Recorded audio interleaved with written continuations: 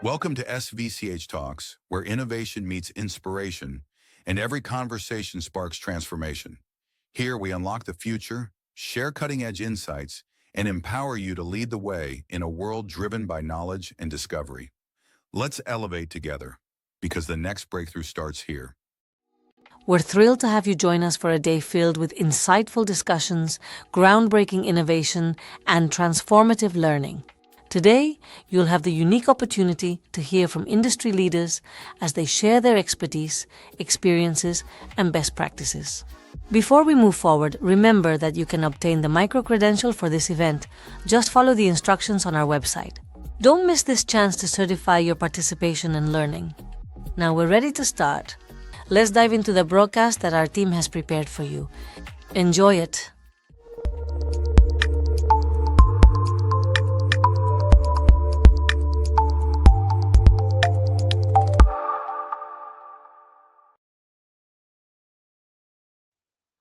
Hello, I'm Rodrigo Valdez. I'm a consultant and a former data scientist, at Meta Platforms. Today, we're going to talk about the topic of demand forecasting for SMEs. So mostly, the topic is about understanding the past in our demand in order to forecast the future. So we're going to introduce this topic utilizing a case study. Why? Because I believe it's going to be more informative for people, and also is something that is easier to understand instead of just focusing on theory. So at the end, demand forecasting, what it is? Demand forecasting is just understanding the past in order to predict the future.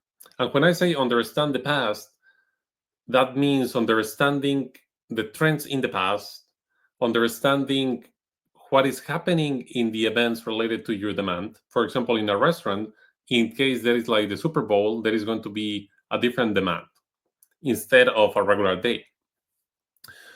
Why is this important? At least in the case of restaurants, 5 to 20% of the food inventory is tossed out in a regular basis. And this is a significant profit loss. And with demand forecasting, this is potentially reduced significantly. And this is just a case example, but this basically the main effect of these kind of methodologies is that we can increase the profitability, increase our profit margins without needing new clients. So that means that we can increase the profit, but we don't need to sell more. We just need to be more efficient in our operations. So let's talk about the introduction, the problem setup with a simple example. So let's say that in this restaurant is a new restaurant in California that is growing, but is relatively new, but at the same time is not established. And we have a couple of behaviors that we can analyze. Some of them are during the weekdays and others during the weekends. For the weekdays, let's say that we have an inventory of 100 meals. Just in order to create a simple introduction of this, let's assume that the value of this is going to be $1,000. And for sales, in a regular weekday, we're going to sell 80.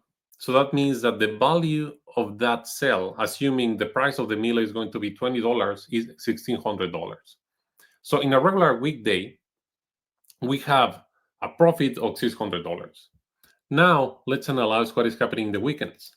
So in the weekends, we have also an inventory of meals of 100 meals. That means we have the ingredients, the chicken, the beef, the vegetables that are required for 100 meals. The value of that inventory is $1,000.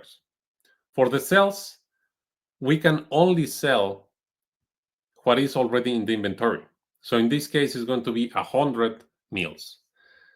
This is a value of $2,000. And the profit for an average weekend day is going to be $1,000.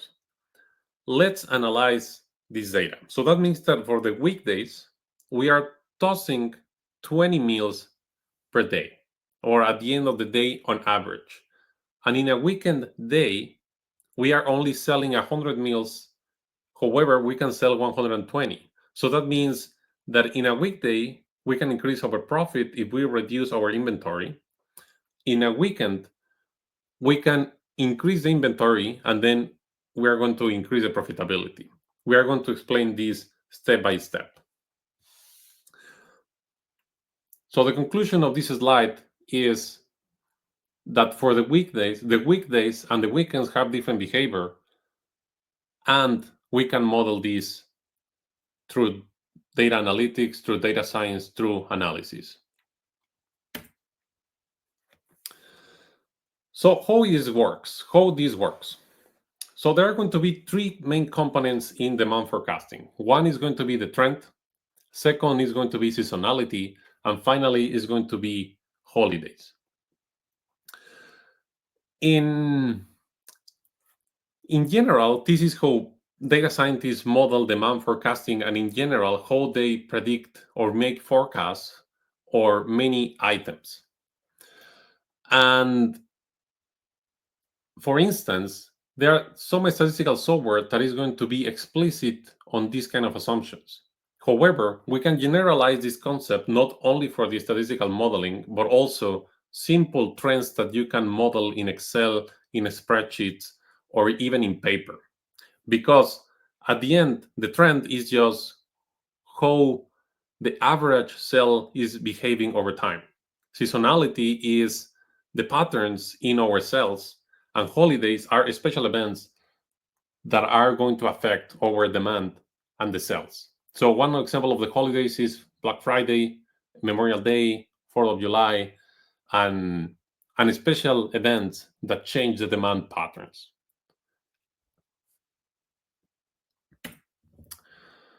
So let's analyze this data. Also, just as an example, continue the example of the restaurant.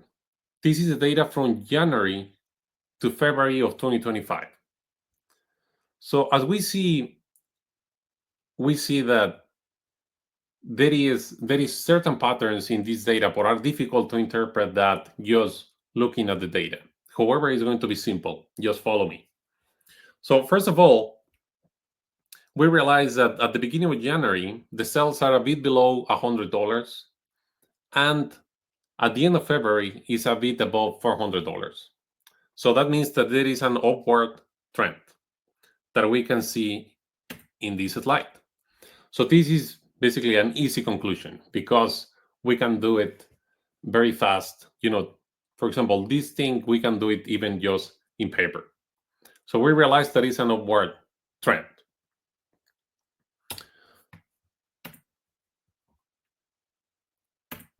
Now let's talk about the seasonality. In the seasonality, if we see that there is certain spikes, and this certain spike can be explained by events, or not exactly events, but basically things that are regular happening. This is why it's seasonal. So that means that there is a repeat pattern of this. And in this case, the seasonality is related to the week of the day. So during the weekends, there is a spike. For example, one that is here close to January 20th, one that is close to the beginning of February, and one that is close to February 16th. So that means that those are the weekend days. And we can model this too. Some statistical software is going to do this automatically, but also you can model that in Excel if you analyze basically what is the different pattern from the weekdays versus the weekends. And now let's talk about the special events. These special events are also relevant to explain the trends. So we see that there is a special event here in January 28th, that is a holiday in the US. And also we have another holiday on February that is going to be Valentine's Day, and also Martin Luther King Jr. Day. So that is going to create certain spikes because it's like a special event. And this is going to be a similar behavior if we have, for example, Black Friday, if we have a Christmas, or in other countries it's going to be different. Probably in your country is going to be a festival, probably is going to be Chinese New Year, probably is going to be the market in Germany, the Christmas market in Germany, or something else. So I think at the end, each location is going to have a different set of events that also you can model.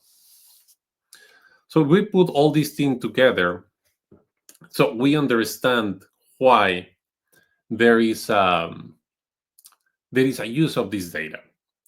So believe it or not, in fact, you need to believe me, that the sum of trend plus seasonality plus holidays is going to create the pattern in the first graph. So if the first graph we see something that we don't really understand, but after processing, we realize that is actually the sum of three different events. One is going to be the trend that is upward. Second is going to be the seasonality, because the weekend is going to behave differently versus the weekdays. And the holidays that are going to boost revenue significantly. And we see, for example, the big holiday event here, also close to Valentine's Day in February, for instance, or close to the third week of January here. So there is another spike. So this is going to reflect the holidays, and seasonality explained the other variations.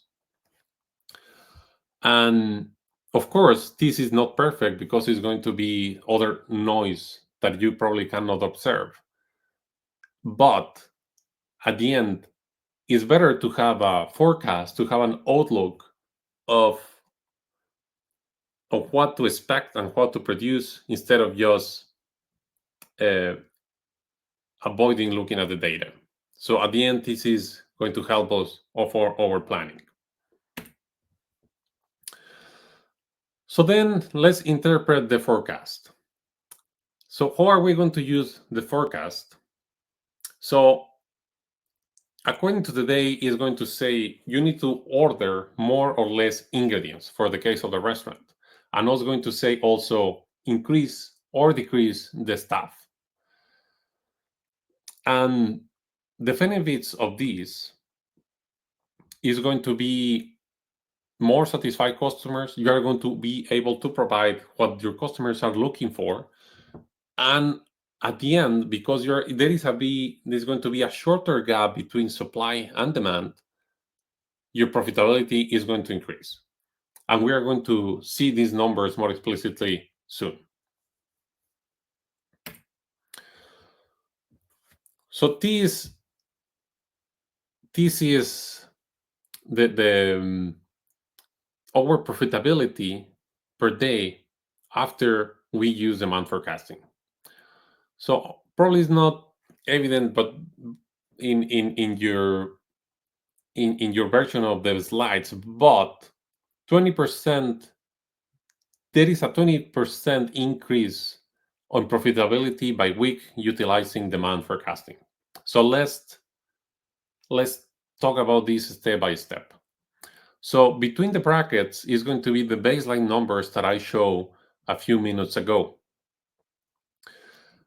So for instance, the baseline number for the inventory weekday meals is going to be 100. So it's going to be the first bracket that we see here. I believe you may not see my mouse, but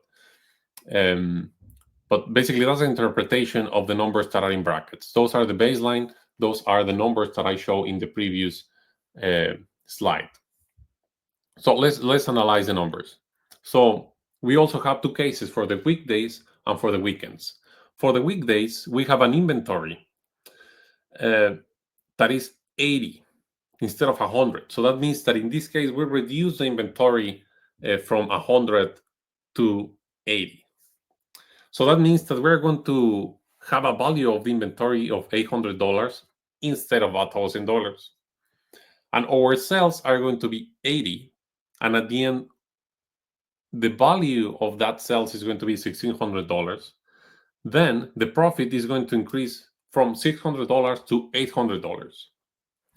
So this is a significant increase. This is an increase in profitability of 30% for a weekday.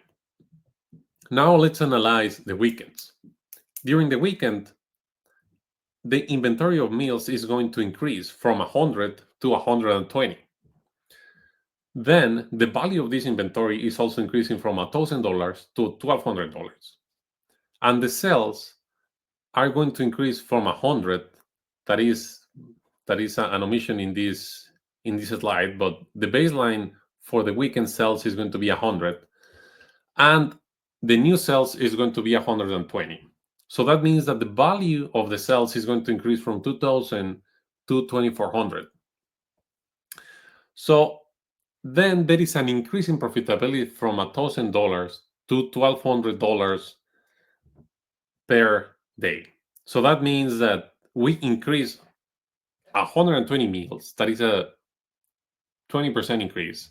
And we also increase profit by 20%. So that means that in this case, we don't need to get new clients. We just need to adjust to reduce the gap between supply and demand. And then we boost our profitability by 20% during the week.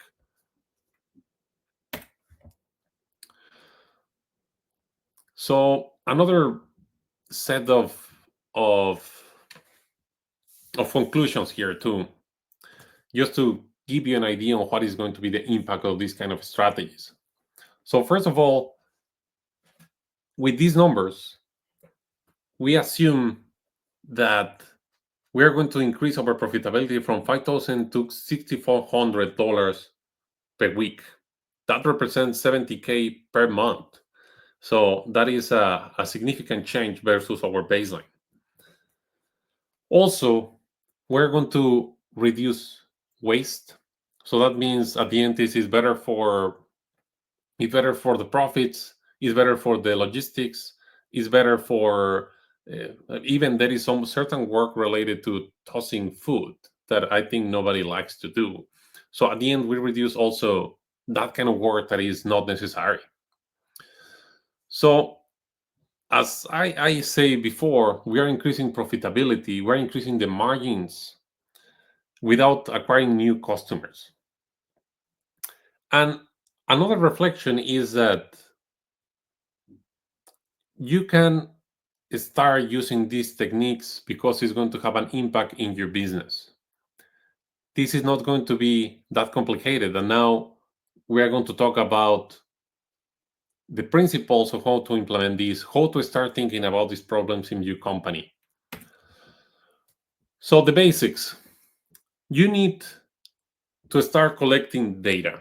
For example, in the case of a restaurant, to understand what is the demand for your services, you can use accounting data, sales data, parking data, because at the end, parking is going to give you a hint on how many users and how many meals you are going to sell if you don't have the other data related to operations. Also, you may have data from inventory. You may have other nodes that are going to help you to understand that. So at the end, the first step is collecting the data. Even if you don't have the capabilities or you don't have exactly the business case, just collecting the data is going to be useful. Second, set up your tools. As I say, you can start this with Excel. I think a professional data scientist may implement this using certain kind of platform, maybe utilizing code, but you don't need to do that. Just to start, you need to do this in Excel. You can do very simple analysis. You can try to find the nerd of your neighborhood and try to ask for help. You can ask people that like numbers, probably your son, probably your sister, probably your brother. I'm sure that there is someone that you already know that is going to help you with this. You don't need to have advanced degrees. You don't need to be an expert. I think for the very first analysis, there is a lot of people that can do it. And then about the process is once you have a simple model, a simple tool, you can start creating processes that are actually linking your analysis of the data to your daily operations and then to your profitability. So So some of the principles that you need to consider: you need to start small. You don't need to be a data guru. And just to give you some ideas, there are some affordable tools that I mean, I don't want to mention proprietary data or certain tools, because you may believe that I'm biased, but there is some tools that you can find there that are going to be useful, including the most simple ones that are going to be to start. You can get interns, or you can get some kind of consultants that are going to help you to this. So my recommendation is that start with your own processes and with your analysis, if you have the inclination for that, and otherwise find an affordable way or an easy way to make your first model. And then finally, I would like to express that as I was explaining, the first step is collecting data, testing different models, and tweak as you go. So my main recommendation is that you need to start today, regardless of the maturity of your company, or regardless of the maturity of your expertise in data science or forecasting. So let's jump into the conclusions. So demand forecasting, and in general utilizing data science, is going to increase profits without needing for new customers. You can start your journey simple. You can start with paper, you can start with Excel, and you can adopt advanced tools later. But the important part is to start in an affordable way that is simple, and then you can start looking, you can start understanding the benefits of this analysis. And finally, I would like to make a reflection that this is not only for restaurants. Demand forecasting can be used in many other different industries. Many of them that are related to supply chain, related to logistics, related to transportation. I mean, regardless on the business you are, more probably the most probable case is that there is a way that demand forecasting is going to help you. So with that, I hope you have enjoyed this talk, this conversation. Please feel free to reach out on my LinkedIn if you need more information, and please feel free to use the courses of Silicon Valley Certification Hub and any other tools that you believe can be useful for you. So thank you for investing this time to learn with us.